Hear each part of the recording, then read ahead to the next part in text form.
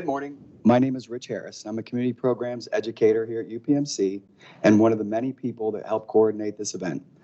I want to share a few reminders for you today. The event will be recorded and will be available after the session, but during, all classrooms should be in speaker view, which means the cameras are turned off and everyone will be on mute except for our presenters. And although everyone attending is on mute, the chat will be open for our presenters. If you have questions after the presenter completes their session, at the end, teachers, you can ask your children in the class if they have questions and put them into the chat. Between each presenter, there will be a 1-minute intermission. Teachers, also, reminder to have your students complete the post-test questions after the health fair by using either the paper version or completing it on the Microsoft Forms link provided in the email. When they're completed, kindly return them back to me, either mail or email. Now, without further ado, we want to welcome you to the 4th Annual Children's Health Fair, where you learn how happy is healthy. Hi, my name is Melissa Lockhart, and I work with UPMC as a registered dietitian. So a lot of the information that I'm going to be talking to you about today is how we fuel our body. Nutrition equals fuel. You get energy, and you get your protein for building muscles, and your calcium and micronutrients that are going to help you to be the healthiest that you can be. So I'd like you to think a minute about the first meal of the day.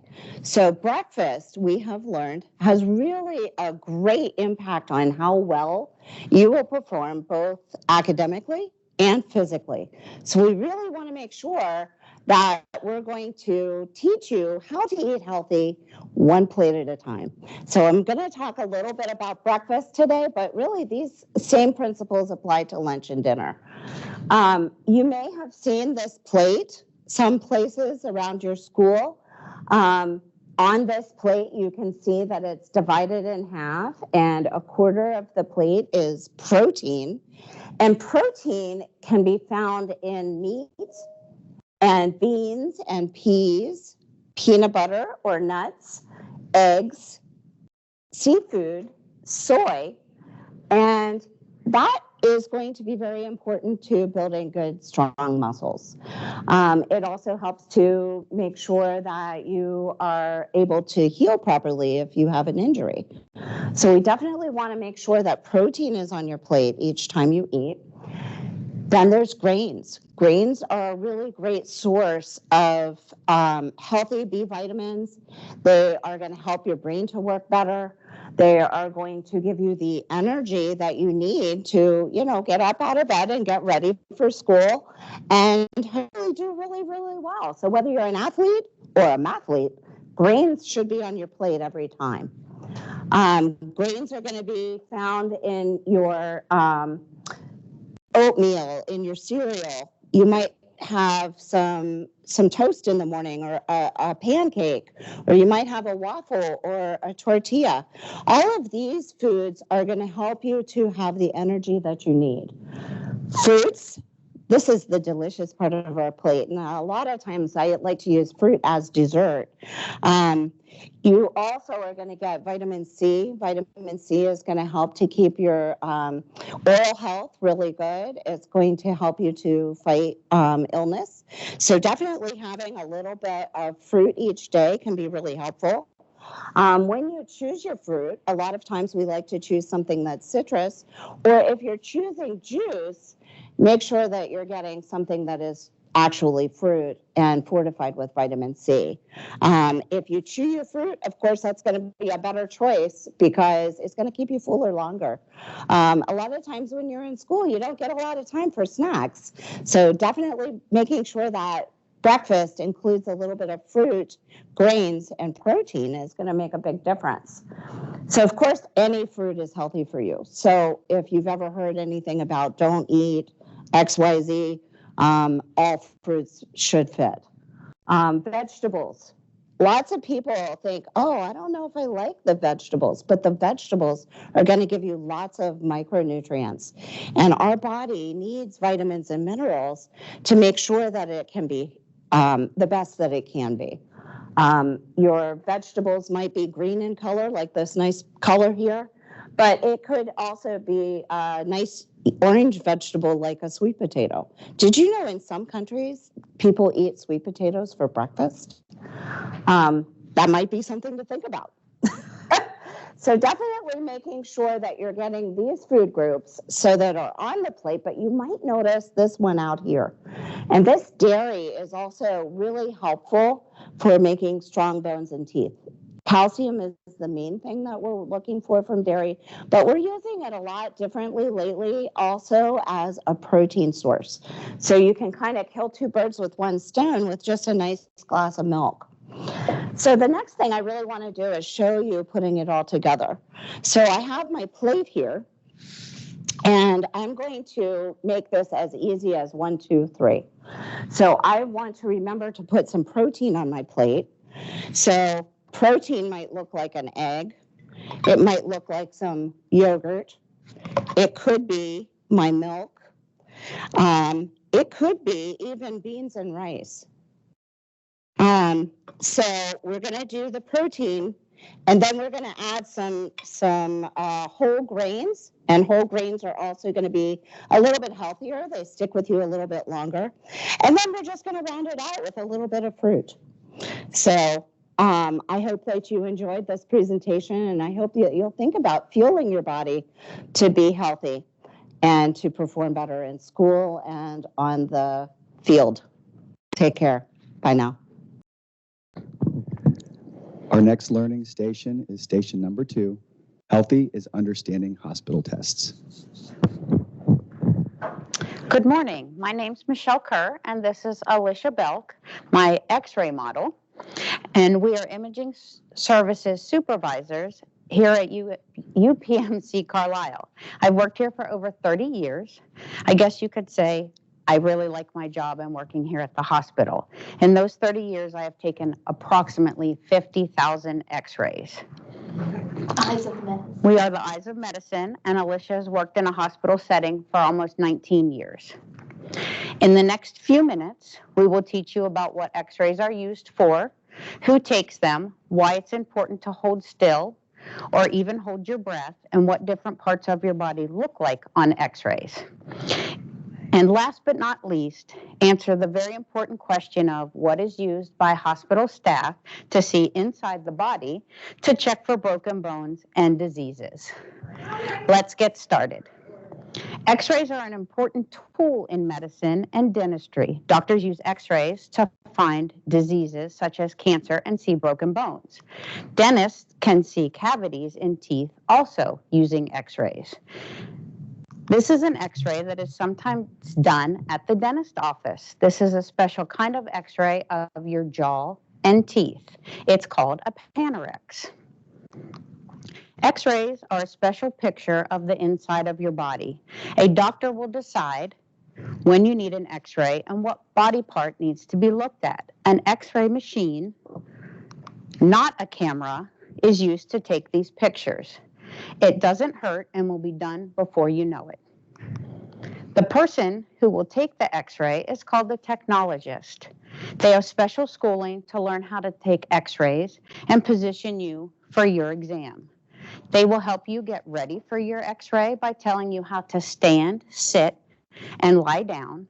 They may also ask you to put on a gown, depending on the part being X-rayed. When the picture is complete, it will not look like one in a photo album or on your mom's phone. It will most likely be on a computer screen, and your doctor can see it in minutes after the X-ray has been taken. It is very important that you hold your breath for your X-rays and hold still. If you wiggle or breathe, there will be motion on your picture, and it will look like this, blurry. And the X-ray tech will most likely have to repeat their image so it looks more like this. When solid things like your bones and teeth are X-rayed, they show up white. This is a picture of a hand on our detector and what it would look like as an X-ray. And this is You will sit for this exam. It's very important to not wiggle your fingers. You will not have to change into a gown for this x-ray. While squishy things like muscles look gray. And this is how you would be positioned for a femur or thigh bone exam and what the x-ray would look like. Notice that you lie down for this and will most likely have to change into a gown. And the air in your lungs will look black. And this is how you would stand for a chest x-ray. It's very important for this exam that you take in a deep breath and hold it, kind of like taking a deep breath before you jump into the pool. Notice that you will have to change into a gown and stand.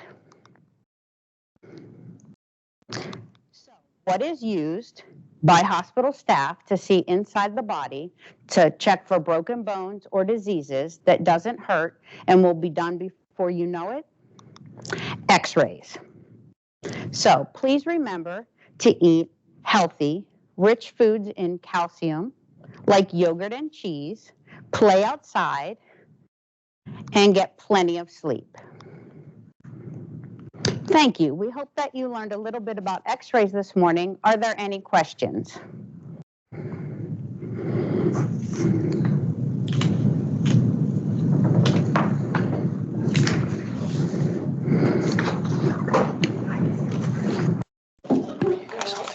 A question came in that asks, what kind of rice provides protein?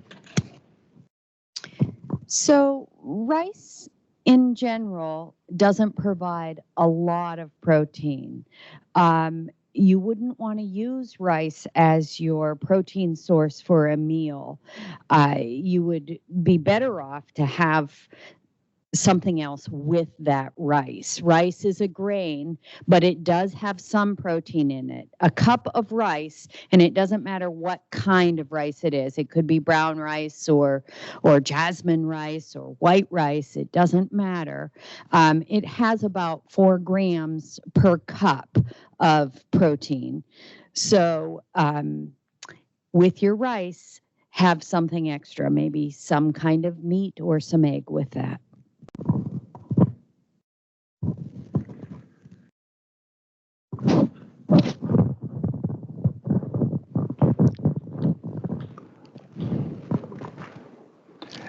Next up, Learning Station 3, Healthy is Helping Others, Healthcare Careers. Hello, I am Holly. This is Sarah and Morgan, and we are part of the recruitment team here at UPMC. Today, we're going to talk to you about different careers available here in our hospital system. What do you do when you're not feeling well or if you get hurt? Have you or someone you know ever had to visit the hospital or been in an ambulance? So when you go to the hospital on a typical visit, you'll see a whole bunch of different people during that visit. One of the first things you may notice when you come up to the main entrance of the hospital is our valet services. They're there so they can help park your car so you can focus on your visit. Once you do enter through the main entrance, you'll be greeted by someone who sits at the information desk.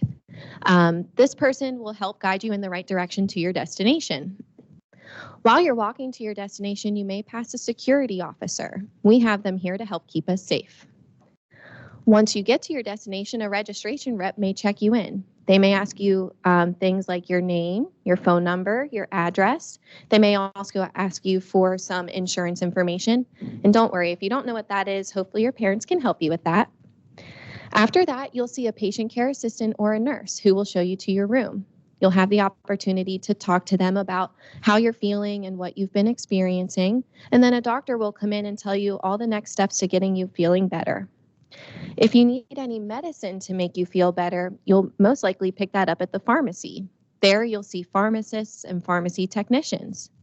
If you need any other testing done like lab draws, you'll see a phlebotomist.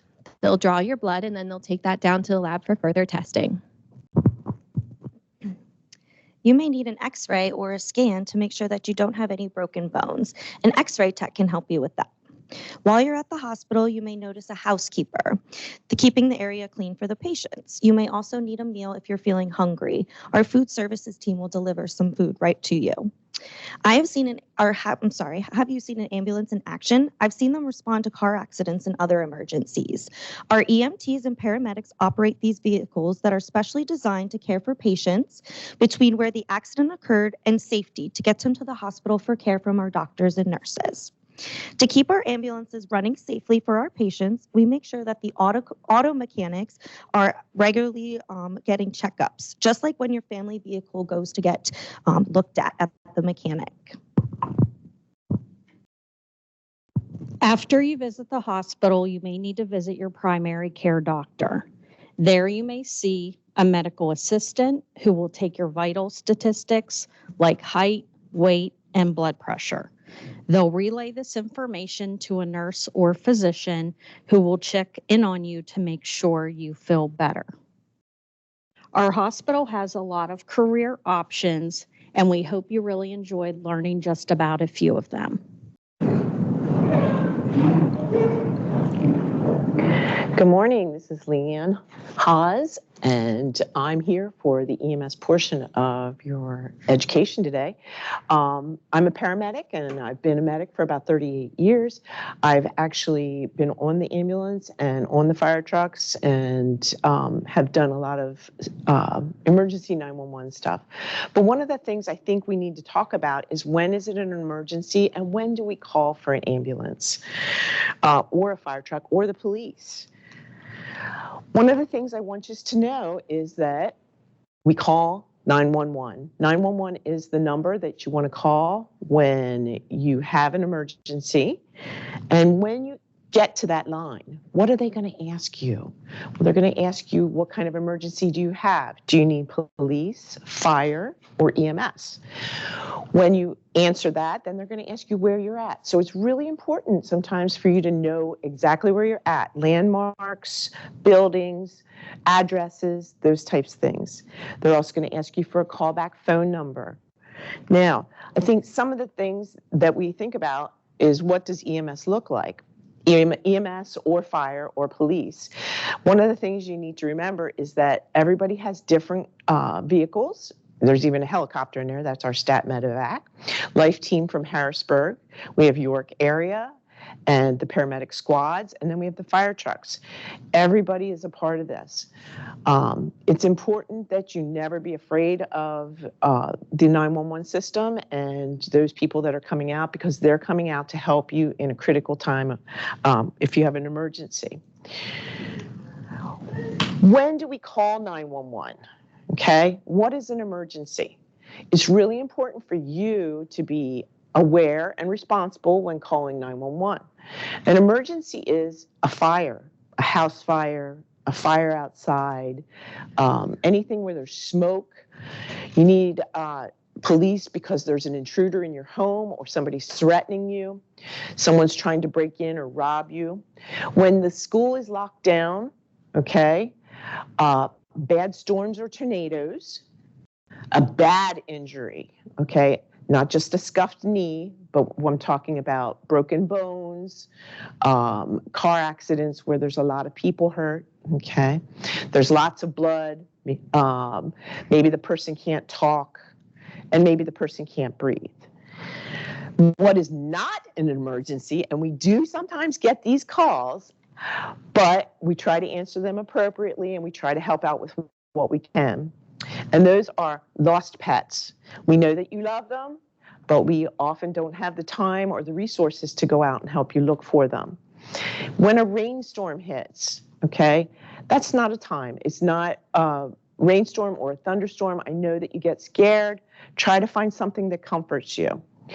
A little injury. Remember I told you about those scuffed knees or the boo-boos when you fall down? Those are okay. You don't have to go to the hospital for that, so you're going to be fine, but just be aware of it. When you have a stomach ache or you have a headache, okay, that's not a time to call for the ambulance or the fire department.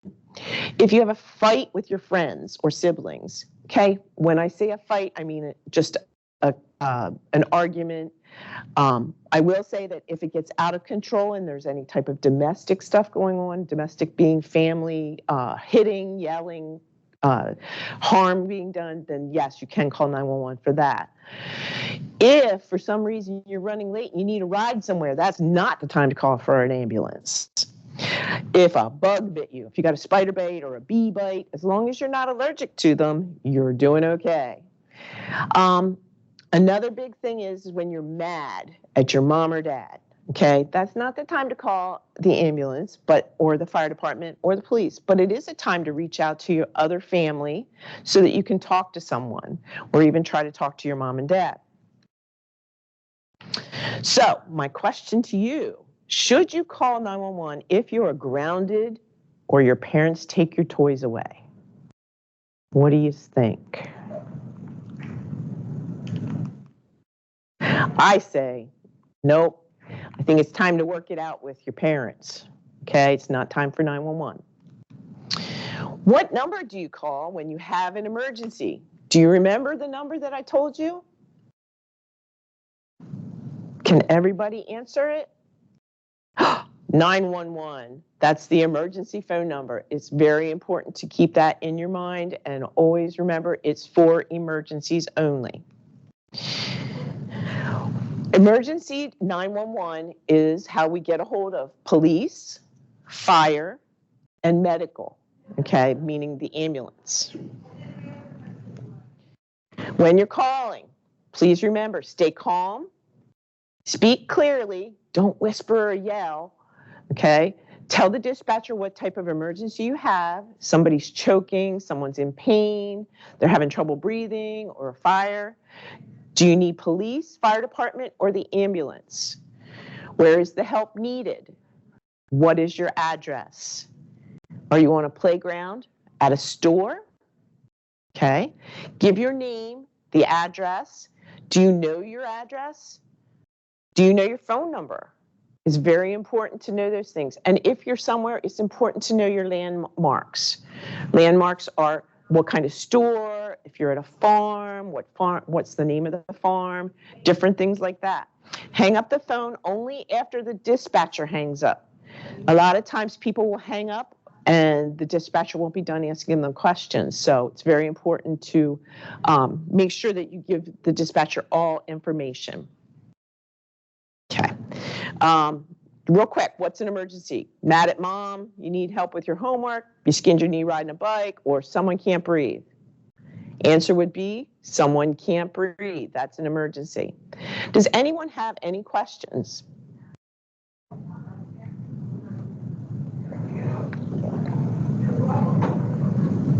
Okay. All right, hope everybody has a good day. See you later.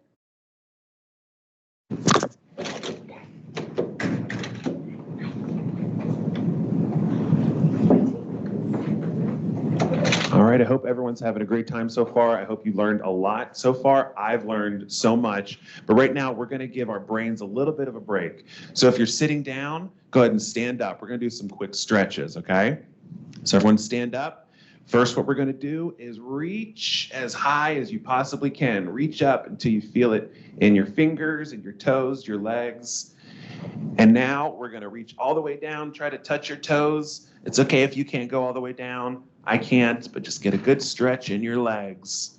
All right, let's stand back up. And now we're gonna reach to one side. Try to reach as far as you can. Don't hurt yourself, just till you get a good stretch. All right, and now let's do the other side. Stretch. Good. And how about some neck rolls? These are nice and easy. Just roll your neck to one side, and then you're gonna roll your neck the other way. And you can roll it back a little bit if you want, just till it feels nice and relaxing. All right, now how about something a little more fast? How about running in place? Can you run in place for a little bit? Nothing too hard, just get that blood flowing, give your brain a nice break. How about some jumping jacks? Can you do jumping jacks? All right, we'll do them together. Ready? 1, 2, 3, 4, 5, 6, 7, 8, 9, 10. Oh, that was good. I'm tired. Maybe a little bit of breathing now. Take a nice deep breath. And then let it out. All right, it's good. Hope that made you feel better. And now let's continue with the fair. Let me fix my pants. Okay. Our next learning station is Station 5. Healthy is having a cavity-free smile. Good morning. I am Jasmine, a public health dental hygienist, and being healthy is having a cavity-free smile. So today we'll talk teeth. I got a couple of cool facts I wanted to share with you guys. Did you know that enamel is stronger than bone?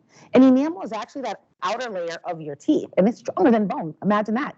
Cavities are contagious.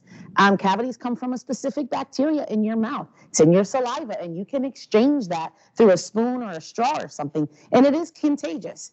Ancient cultures used tree bark to clean their teeth. So they'd have like a little stick and kind of chew on the end, and it would make bristles, and they would just scrub their teeth. Also, sharks, they typically lose at least one tooth per week, but don't worry, a new one will appear in a day or two.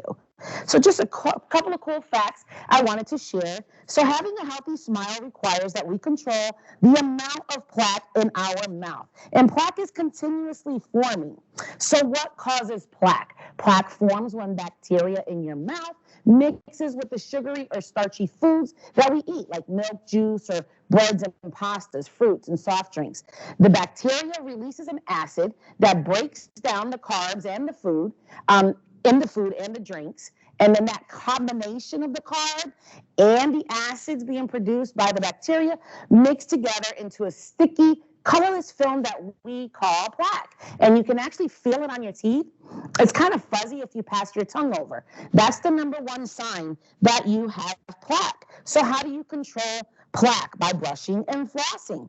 So why brush and floss? Well, there it is. We have to control that amount of plaque that's building up in our mouth. It's happening continuously throughout the day. And if we don't brush and floss, we're not going to be able to prevent cavities. So to have a healthy body, you have to have a healthy mouth.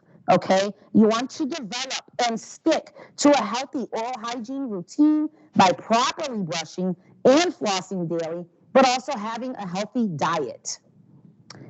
So what happens if I don't brush and floss? Well, these images here will show you the consequences of not brushing or flossing. This is all because of plaque. And the plaque just kind of eats away at your teeth over time if you don't remove it. It also builds up under your gums. The plaque can get hard over time. Then it has to get scraped off by a dental professional because your toothbrush will not remove it. So, since bacteria is microscopic, I kind of wanted to give you something to see. I did this really cool science experiment, and I was successful this time around. This began rising in the car on my drive over.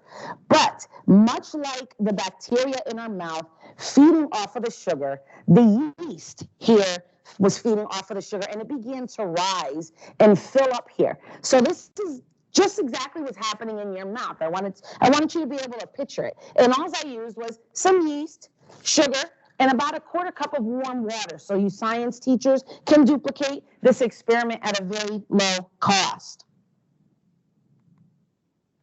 So let's do our part to prevent cavities. We don't want that acid damaging our teeth. And if we're not brushing and flossing, that's exactly what happens. So we want you to make healthy choices and develop those healthy habits by reducing the amount and the frequency of the sugary drinks or foods. That means if you're going to have it all at once and be done with it. Drink water afterwards. The soda pop, fruit juice, energy drinks, or anything that's sticky like fruit snacks, those cakes and donuts or candies and chocolate, anything that's containing that sugar. So let's make those healthy habits by brushing every morning for 2 minutes, twice a day, morning and before bed. Flossing every night, drinking water after you eat, visiting your dentist every 6 months. And our athletes, we would like you to wear a mouth guard to protect your teeth and to help prevent concussions. So being happy and healthy is having a healthy smile that's cavity-free. So please, thank you for your time and continue to share your smiles. Up next, Learning Station 6, Healthy is breathing clean air. Good morning, everybody. My name is Joy. I am a registered respiratory therapist, and what that means is I take care of people who have breathing problems. So that's what I'm here to talk to you about, breathing clean air. Now, how do I get it to change? There we go. So, as we know, every day we wake up and we constantly breathe. We even breathe when we're sleeping. So what does that mean? When we breathe in oxygen, and our lungs take the oxygen and moves it into the bloodstream, and it feeds all of our tissue and all of our organs. But at the same time, our blood takes all of the byproducts, or everything it doesn't need anymore, and moves it right out of the lungs as well. So we breathe in oxygen and we exhale carbon dioxide. There are a lot of people out there, unfortunately, that breathe in things that they really shouldn't. Your lungs only like to breathe air. So when we take in things that can be damaging, it's not a good thing, especially for our lungs, but also for the rest of our bodies. One of the biggest things that we have a problem with is tobacco, whether it be smoking cigarettes or cigars or vaping or pipes or even tobacco chew. That's not a good thing for us, and it poses a lot of risks for our body. It can not only damage your lungs, but it can also cause some cancers, and it can also lead to having diseases inside your heart. And we know that our heart is what keeps us going.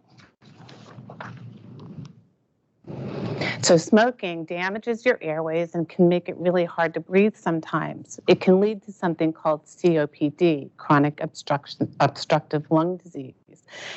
Some things called emphysema or chronic bronchitis. And that's kind of a permanent damage that we do to our lungs, and that won't be very good. It makes it really hard to breathe and do all the things that we like to do, like run and play. Smoking is the biggest cause of lung cancer. It doesn't just cause lung cancer, though. There are all other parts of our body that it can cause cancer to, like your stomach or your liver, or sometimes the tube that your food goes down, and sometimes the tube that brings the air to it. Also, we can have some problems with our heart when we start smoking or taking things in that we're really not supposed to. It can give us a heart attack. It can make your heart fail and not pump the way it's supposed to. Sometimes it makes it beat in very strange ways. That's called an arrhythmia. And also it can lead to something called stroke, which is a problem with the blood vessels in our brain. And if you know people or are around people who smoke, secondhand smoke is almost as bad as just smoking itself. So you want to always try to avoid being around people who are smoking, or to tell people, oh, you shouldn't smoke around me, this is bad for me, and it's really bad for you. So always encourage people not to smoke either. If you know people that smoke, you can always tell them that they can quit. We always try to encourage everybody who does smoke to quit before it leads to any kind of other problems. We have all kinds of support groups out there and lots of materials and even some supplements that will help people to stop smoking. And that's all I have for you. Thanks very much for listening. Try and stay healthy and get out there and run and play. So we have a question that asks, how many times do you need to smoke to get addicted to cigarettes? That's a really good question. Thanks for asking. It depends on the person, but really just one time can do a lot of damage. So my advice is to never start in the first place. And there's another question that asks, what does smoking feel like inside your body? Can you feel it? Oh, another really good question. I think that for most people, when they smoke, they can feel it. It's almost like a little bit of a burning feeling when they first start smoking, but there are a lot of chemicals and stuff in smoking. So sometimes I think it makes them feel good. That's why they continue to do it, even though it's really bad for you.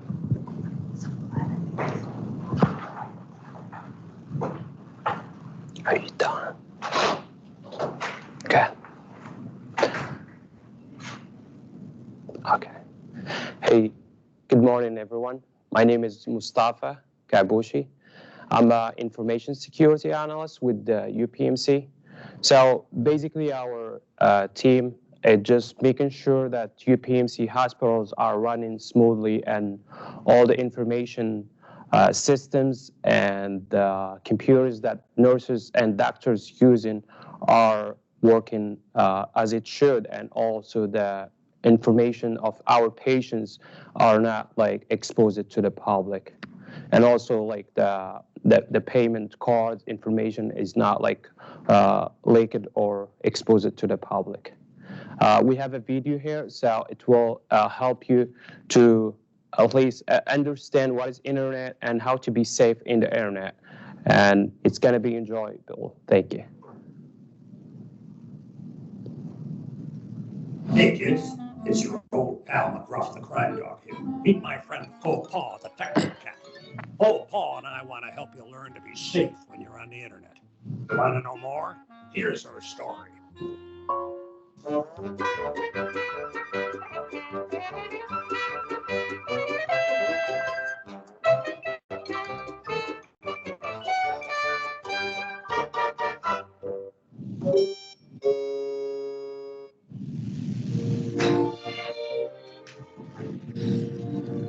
Good night, Fopa.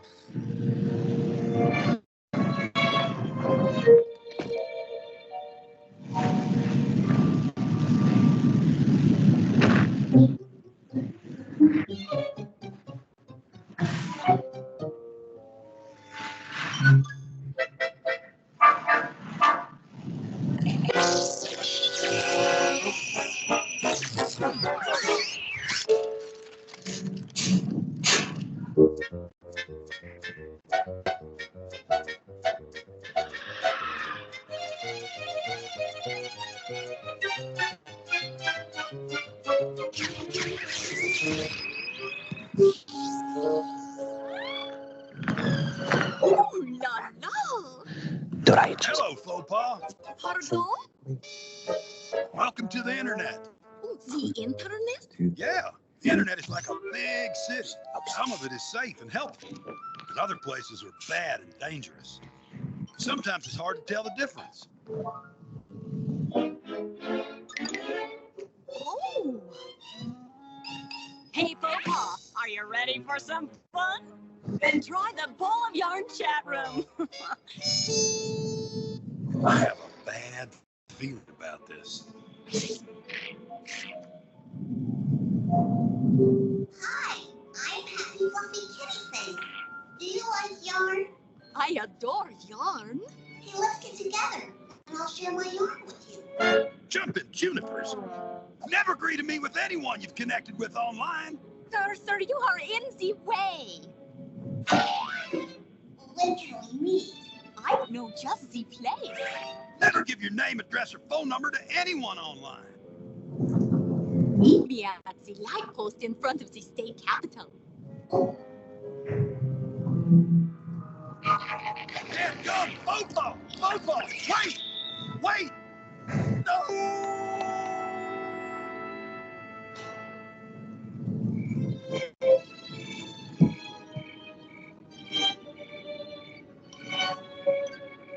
Hello, Popa. I'm Happy. Fluffy kitty face. Jumping junipers.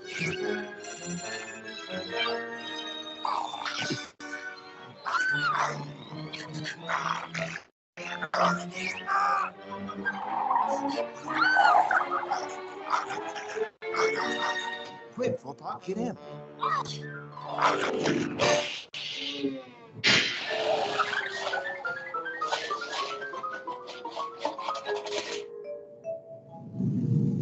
You're lucky tonight, faux pas. You've got an internet pal who's looking after you. Remember, keep safe, keep away, keep telling. I keep safe. I keep safe my personal information, all of it. I never give my real name, address, phone number, the name of my school, or a picture of myself to anyone online. I keep away from internet strangers, no matter what they tell me, because I have no way of knowing who they really are. I keep telling my parents about everything I see on the internet. I always tell them or a trusted adult when something makes me feel uncomfortable. Help us take a bite out of crime. All right. I hope that you enjoy watching this clip. It's really nice, and it have good information when it comes to internet safety. So always do not share your personal information, and do not meet any person who you met online. Never met them, especially a stranger. Never met them in person. And I have a question for you. So at the same time, we'll answer it. Is Roblox 100% safe for kids? So the answer is not 100% safe. It can be played safe, but it needs to be controlled by parents. So why it's not safe? So I will give you a scenario why Roblox is not safe. I know they have a age of 13 that need to play it, but I know third graders, my daughter, she's in first grade, but she told me that students in second grade and third grade, they do play even not in the right age. So this is going to be helpful and informational. Then you can do more research after that. So imagine that you are playing your favorite game in Roblox and having a great time building and exploring. Suddenly, you receive a message from another player that you don't know, a stranger. You don't know the age. They may pretend that they are the same age, but sometimes they are not the same age. They seem friendly, and they offer you to invite you to a special game they created. They promise it's full of challenges and rare items. So what is the risk here? So the risk, this could be risky because the stranger game might not be safe. It could be inappropriate content or be a way for a stranger to chat with you outside of the public area. And they might even ask for personal information to trick you into giving them something valuable from your account. So the lesson learned here is always be cautious interacting with the people you don't know online. If they seem nice, never join private games or give out personal information. Or so always do not trust people online. So always reach out to your parents or teacher before going ahead. And thank you. Yeah. Any questions? So if you have any other questions, please, type it in the chat and we will be able to answer your questions. Up next, Learning Station 8, Healthy, is getting your body moving and your blood pumping. Hi, boys and girls. My name is Mary Giordano, and I am a community health educator here at UPMC. What I do for my job is I work with kids. We work on exercise and nutrition. And today, I'm going to talk to you about why exercise is important. So, exercise helps this guy. Your heart. Your heart is a muscle that has a very, very important job. It pumps your blood. It pushes blood around your body. Your heart is part of your circulatory system in your body. Another part of your circulatory system is the blood vessels. Are the blood vessels. Your blood vessels are arteries and capillaries and veins. And those blood vessels are tubes that are all over your body that carry blood. The important parts of blood is what's inside it. Blood brings oxygen and nutrients to your body parts. All of your body needs oxygen, and the blood carries that to your body parts, all the way down to the tips of your fingers and the tips of your toes. Blood brings oxygen and other nutrients. It also takes those oxygen and nutrients to your vital organs in your body. One of the most important places it takes that is to your brain. Your brain needs that oxygen in order for it to think and it to function and allow your body to function as normal. I have a jug here that I wanted you to see. This is a gallon jug, and inside my jug is colored water. But this is about the same amount of blood that a third grader has in their body. Now, if you were an adult, you'd have a little more than this, but third graders at the size that you are now, this is about 0.7 parts per gallon, and that's about how much blood you have in your body. So it is super important that your heart is healthy and it's able to push that blood around your body. We keep our heart healthy with exercise, but exercise has other important roles. It also helps you build strong bones and muscles. It improves your attention and memory. Where's that important? You're in school and you need to remember what you're learning, and you also need to be able to pay attention. If you get exercise throughout your day and you take brain breaks and move your body throughout your day, it will help your attention. Exercise also reduces symptoms of anxiety and depression. It improves your quality of sleep. It helps you control weight. It reduces the risk of developing chronic diseases, including an unhealthy heart. It boosts your immune system so you get sick less. It increases your lifespan, which means that you live longer.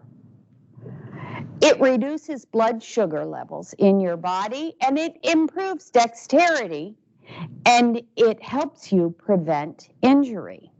So let's talk for a minute about exercise. How much exercise should you get every day? Well, 60 minutes. You need a total of 60 minutes of exercise in your day. And that exercise can be moderate exercise, which means that you can talk like I'm talking while you're exercising. But it should also be, some of it should be vigorous exercise, which means that it's harder to talk when you're exercising. You can say a word here and there, but you're pretty winded.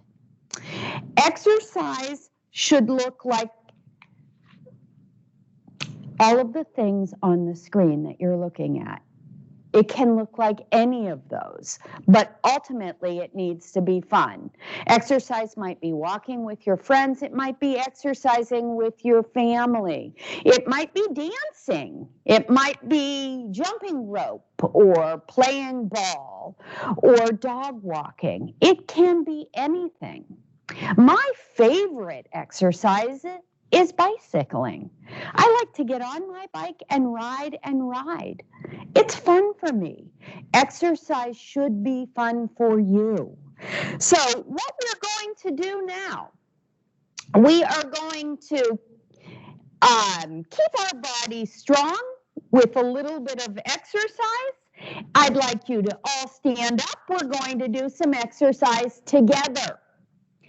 So if you would stand up, we're going to do 10 jumping jacks to get our blood pumping.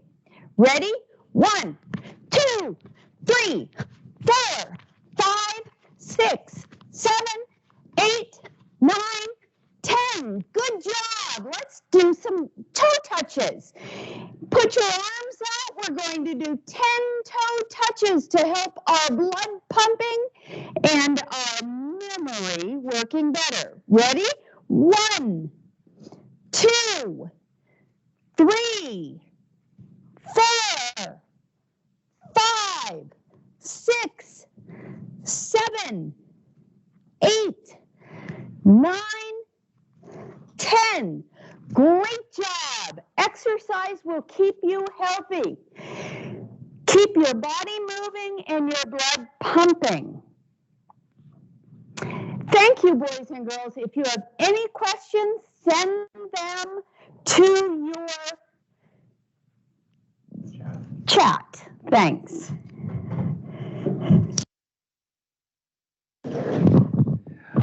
Up next is healthy is having a mindful body. Hi there, I'm Lindsay, and I'm going to talk to you about being healthy and having a mindful body. So some days our minds can be very, very busy because we have lots of distractions around us. And my guess is probably you've even felt a little bit distracted sometimes today. And it happens. I was distracted even sometimes driving here to come over and present this today because there's lots of busy things that are happening sometimes in our mind that we're thinking ahead about and sometimes that are just going on around us. When we have a very busy mind and a busy body, there's lots of things that can be more challenging for us to do. Can you think of anything that might be challenging for you if your brain is kind of thinking about lots of different things or your body is moving all around? Might be hard to even sit here and listen to me talking, right? So something that we can do to try and calm our bodies and to focus our minds is using mindfulness. And mindfulness is being present right here and right now with me in this moment, and it helps us to calm our minds and calm our bodies and refocus on what we need to focus on. So we're going to do a couple different activities that help us to do that. And the first one we're going to do is using our 5 senses. That's right, things you can see, feel, hear, smell, and taste. So the first thing that I want you to do, and you can do it quietly, because for this first one, we're just going to use our eyes. And I want you to look around you and see what you see. Can you find 5 things that you see? And take a look and notice the colors, notice the shapes. 5 things around you, just looking around with your eyes that you can see. Did you find them? Awesome. Next, we're going to do 4 things that you can touch. And this one's important. We're not touching anybody else. We're staying in our space. But things that you can feel and you can touch, and it can be with your hands, maybe touching, my coat is a little bit textured right now, or maybe it's just even feeling how your feet feel on the floor or how your body feels on your seat. Just notice and focus in on the things that you can feel or that you can touch. Next, I want you to be very quiet and notice what are the sounds that you can hear when you're very still and you're very quiet. Can you find 3 sounds? Maybe it's the sound of my voice.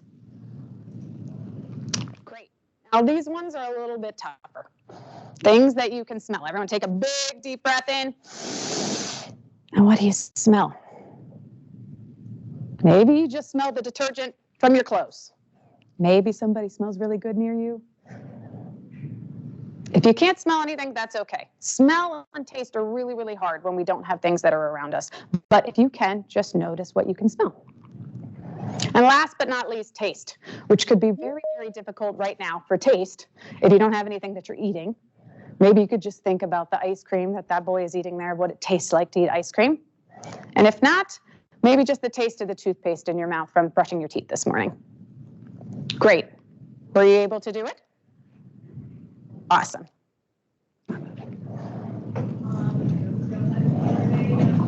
Okay, great. We're going to do one more activity. That's an activity that we can use our 5 senses to do. And the other one that we're going to do is we're going to just use our body.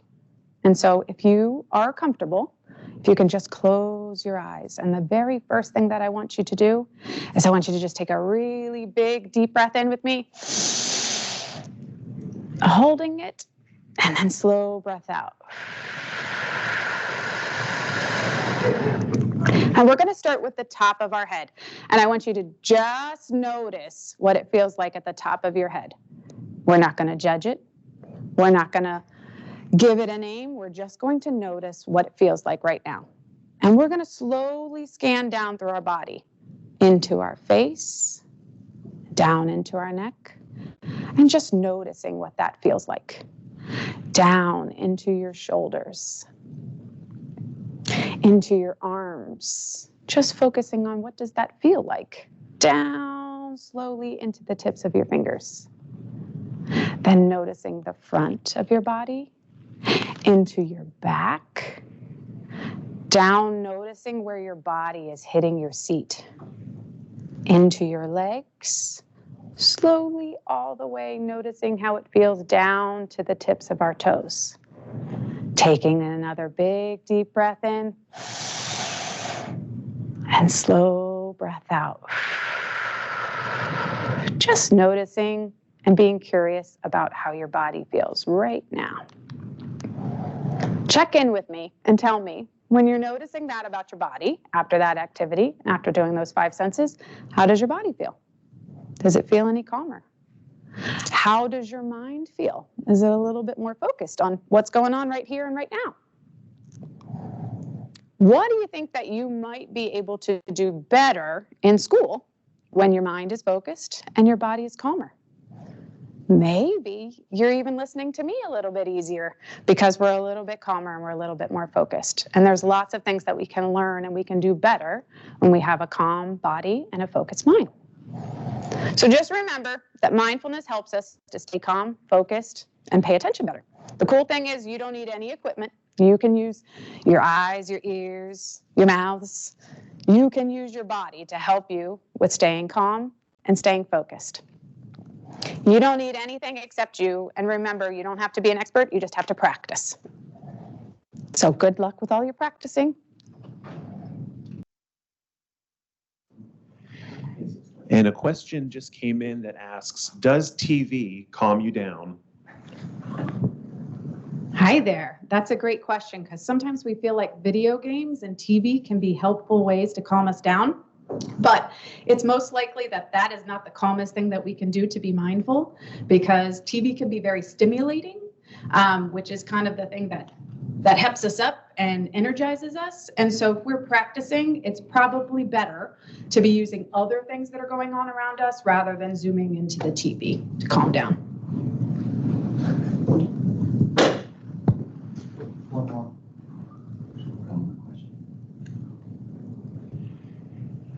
And another question asks, does running calm you down? Running can be an excellent activity because exercise helps, it energizes us at first, but what it does afterwards is that it calms our body and kind of slows us down. So it builds up all of those good and happy chemicals in our body that makes us feel good, but afterwards, it kind of cuts down some of our stress, and that can feel good too. And when you're running, you can also be very mindful of using those 5 senses, looking at the things that are going on around you and doing that to take good care of your body. Oh, yes, dancing is also a helpful activity. I would say, though, running and dancing would not be good mindful activities to be using at school. So some of those things where we're calming and we're trying to go through our body as a body scan, or we're looking around the room and using our 5 senses, those are good mindful activities that can help us at school, because some of those other activities, we might do those in physical education or when we're at home, but those probably wouldn't be the best mindful activities for our body at school.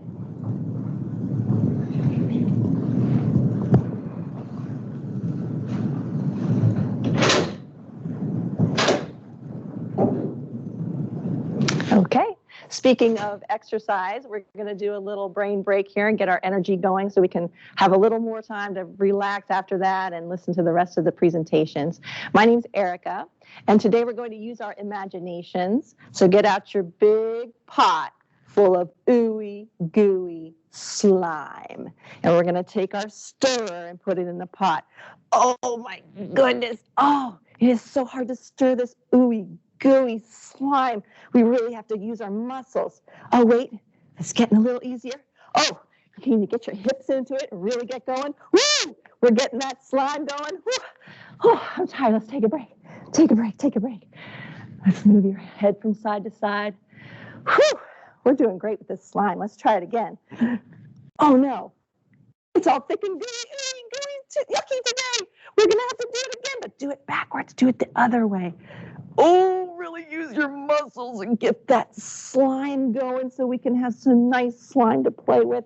Oh, it's getting a little easier. Get it going. Really get it going. Move your hips. Oh, we did it. We did it. Our slime is nice and ready to play with. Awesome. All right, we're going to move our slime over. Okay, we're going to do something else. We're going to make a star and then make yourself into a ball. Make a star. Now it's a ball. And make your face do this. And you're a ball. And this one, you're a star. One more time. Yes. All right, I hope that got all your energy out. Let's do a little breathing since it's a cloudy day. Make a rain cloud. Breathe in. And now make it rain. Shh. Do it again. Shh. One more time. Shh. Okay, now you can relax, and I hope you enjoy the rest of the presentations. Am I live yet? Our next learning station is Healthy is Protecting Your Head, Bike and Helmet Safety. Hello, friends. My name is Matt, and I am here to talk to you about being safe on your bicycles. Spring is here, summer's coming. A lot of us, myself included, are going to spend a lot of time on our bicycles here with the nice weather coming up. So let's talk about how we can be safe on our bicycles. So first off, let's talk about what to wear. We're going to talk about several different things about what to wear, and the first thing we're going to talk about is bright colored clothing. You need to wear bright colored clothing just like the kids in the picture on our slide, and just like the bright colored shirt that I have on.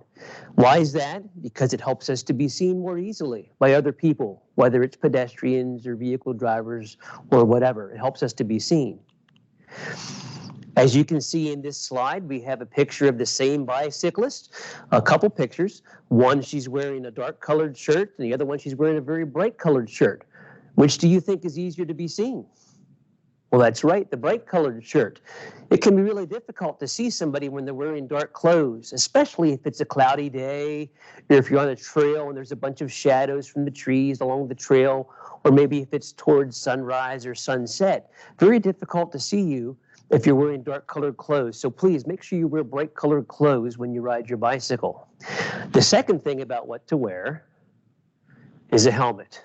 And I want to encourage you to always wear a bicycle helmet.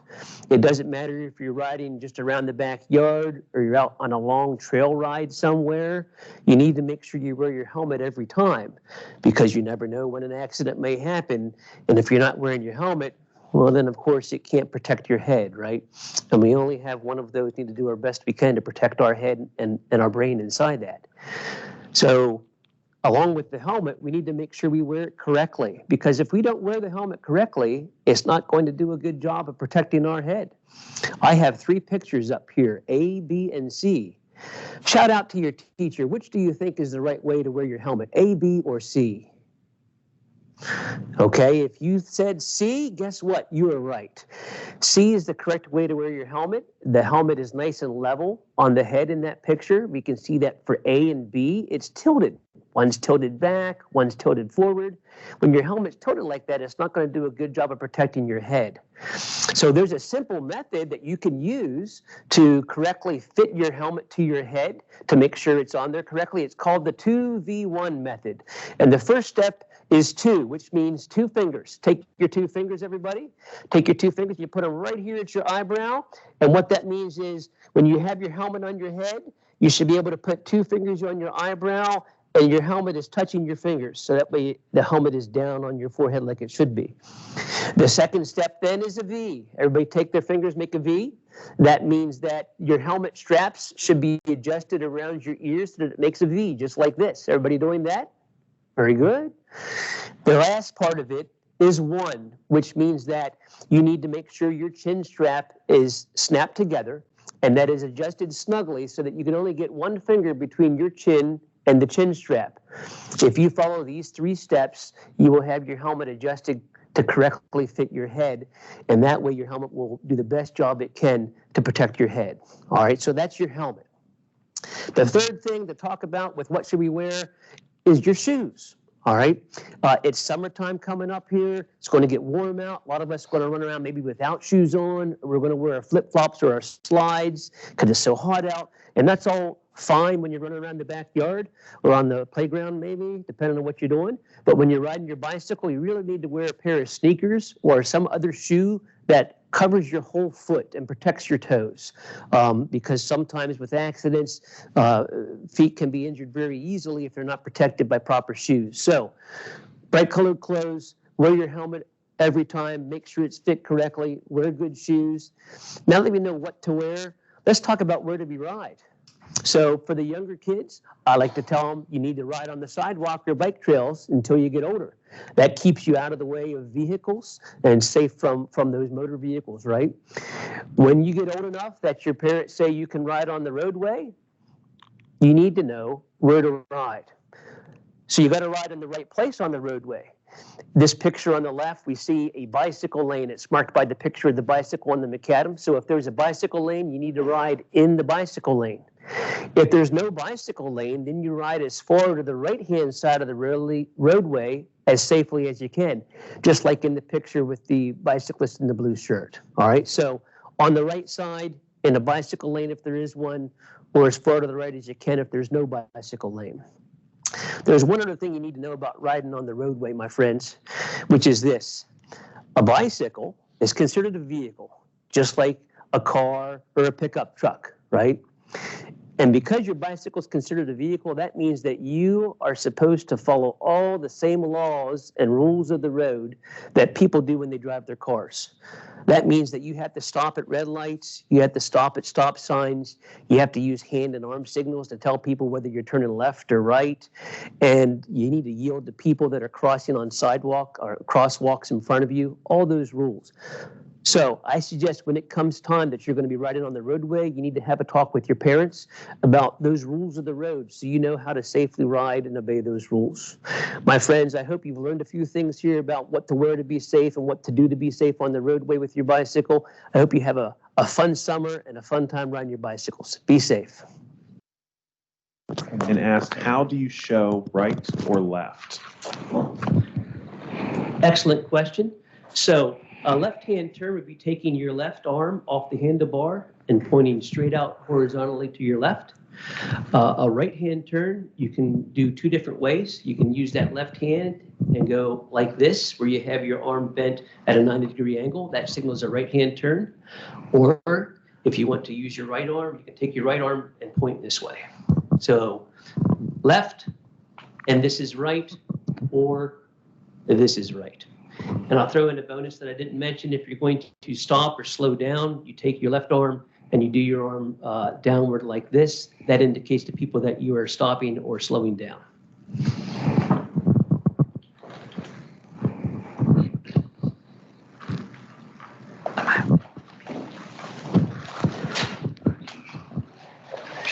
That's how you advance it. Okay, thank you. Okay, our final learning station today is healthy is finding a balance with technology. Hi guys, my name is Nikki, and today we are going to be talking about how healthy is finding balance with technology. So technology in today's world, I think we can all agree that technology has changed our world for the better. I mean, some ways that it's made it helpful for us is we can very easily connect with friends and family. We can find information out very quickly. We can learn things at the snap of a fingers, etc. So one of the things we need to be keeping into consideration here is, when am I overusing technology? And if I'm going into that overuse of technology, how do I start trying to find balance for myself? And we can do that by asking ourselves some of the following questions. So question 1, how much time do I spend using technology every day? And you can take a moment here to kind of just think about that. So the daily average for ages 8 through 18 is actually 7.5 hours every single day. However, the daily recommendation is only about 2 to 3 hours every single day. So if we're sitting there thinking maybe I'm closer to that 7.5 hour mark than I am to the 2 to 3 hours every day, Some of the strategies that you can use are making slow changes each week. So we don't want to do anything that's too drastic. We don't want to go from 7.5 hours to maybe 2 to 3 hours every day. That's going to feel like a shock to your system. So maybe you just cut back by 1 hour of screen time each week. So if you are at maybe the 6.5 hour mark or 5 hour mark every day, maybe you just cut it back to 5 hours, and we'll do that for a week or two. And then maybe you feel like you can decrease again, and then so on and so forth. Okay, so question 2 you can be asking yourselves is, am I using technology at all moments of my day?